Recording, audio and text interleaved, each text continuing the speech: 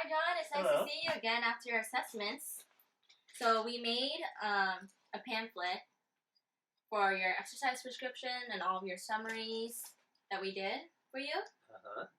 So we concluded that since the last time we met you, your goals was to climb a V8 in rock climbing.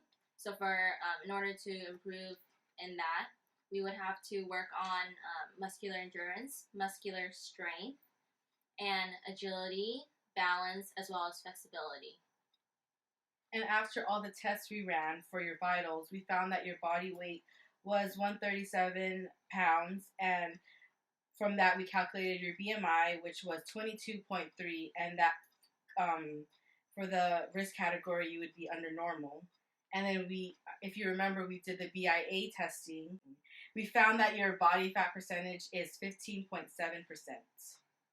And for when we did your muscular strength test for the 1 rep max bench press, you were able to lift 68 kilograms, and so your strength to body mass ratio was classified as 1.09. And on the chart for the norms, we found that you are in the 50th percentile. What does that mean? It means that you are 50% better than those who are in your age population right now. Based on your weight, age. Yeah. For the 1 rep max, for the leg press, you were able to press 206 kilograms.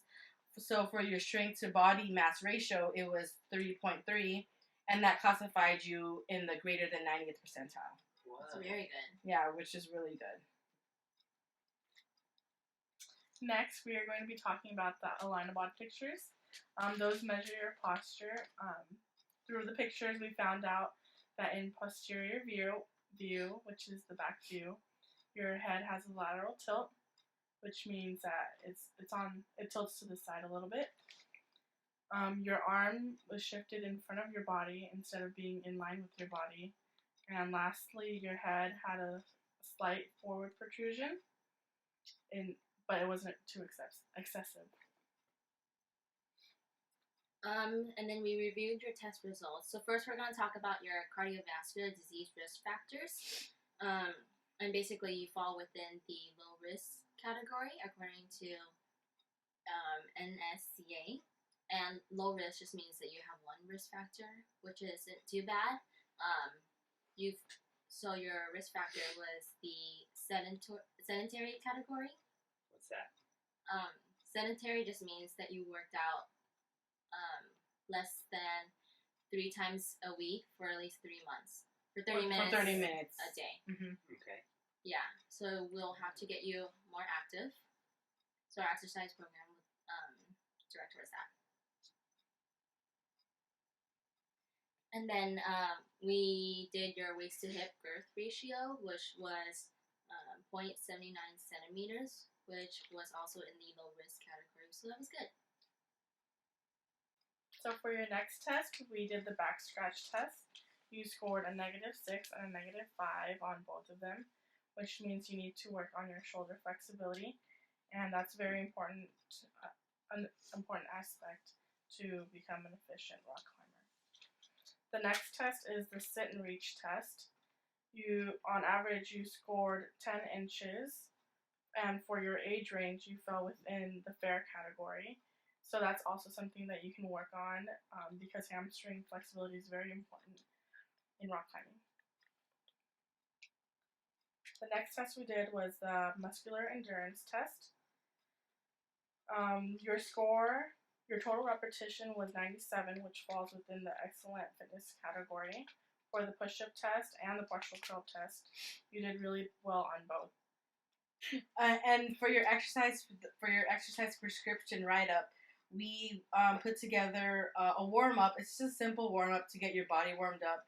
It just incorporates a lot of upper body movement, so arm swings, arm circles, and inchworms, just getting your whole body flexible and giving you that full range of motion in your shoulders. As for the exercise prescription, we wrote out a 4-week program for you, and you'll be working out 3 days a week for the 4 weeks, and you'll be working out Monday, Wednesday, and Fridays. And the program focuses mainly on muscular endurance. What's that? Muscular endurance is when you perform the exercises in high repetitions, and your rest interval is fairly short, so around 30 seconds to 2 minutes, and the load of the weight that you'll be using will be around 50 to 70% of your 1 rep max. And some of the exercises that we put into your program are some that you already know because we tested you on it during our assessments, but some new ones that you might not be familiar with would be the tuck front lever, single leg burpee, reverse flies, and once we start our session, we'll give you the rundown on how to do all of these exercises. Do you have any questions for your exercises so far? No. Okay. And also, we have a cool down for you in the pamphlet, as you can see, and we'll explain all that during our first session. Yeah. So overall, our exercise prescription is going to be based on strengthening your back, your shoulder, your biceps and triceps, as well as core. Weakness in the scapular region is very important because that can lead to elbow, wrist, and finger injury. So we don't want that. And then I highly recommend only focusing on muscles that are used in rock climbing, so that way you don't add any extra muscle weight that's unnecessary. And then also working on flexibility is very important. I know you have really low flexibility, so I recommend working on that so that you would be less prone to injuries. Mm-hmm. And we also listed some dietary recommendations in your pamphlet for you to look over as you are working out. Yeah, so we basically just also recommend staying hydrated is very important. You want to stay hydrated before your workout because if you're thirsty during your workout, it's probably because you're already dehydrated, so you don't want that. And if you work out for more than an hour, Gatorade is always good because it has electrolytes. Mm-hmm. So yeah.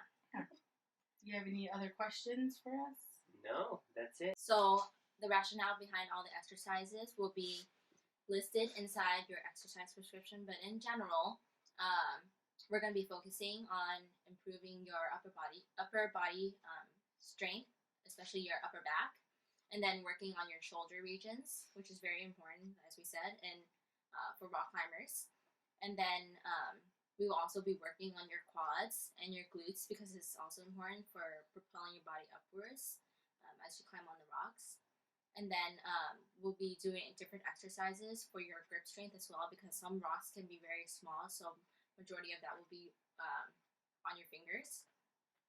And then we also included single limb exercises because, as you already know, majority of the rocks aren't probably going to be like equal distance apart. They'll be different, which will require different limb. Okay, great. Well, if you can think of any other questions, you can always contact us, and we will definitely be there. Yeah. So we'll see you next time. Yes, Thank we'll see you. you for our first Thank you. session.